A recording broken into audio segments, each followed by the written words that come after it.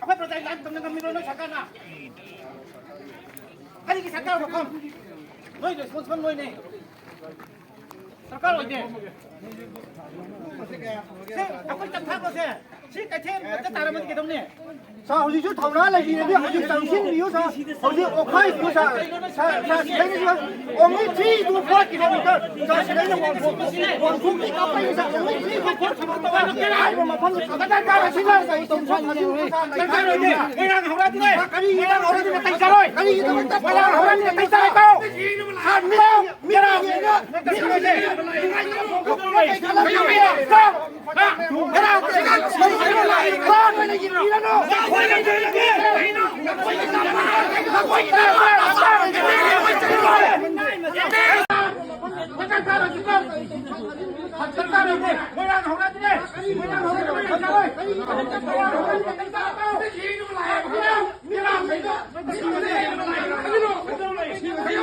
Ini lihat tanto.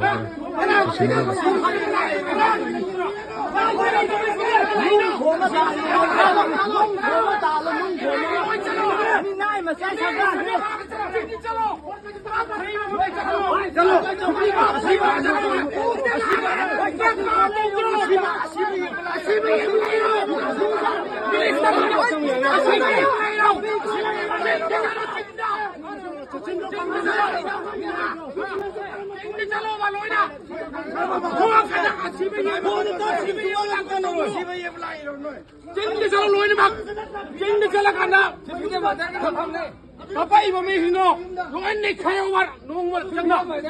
Siapa minimangar de nung war lu siapa apa ni ba? Pero siapa ni jing belai ba? Ini ni, siapa mau siapa? Mau jing tong tong. Kenapa aku mahu tak siapa?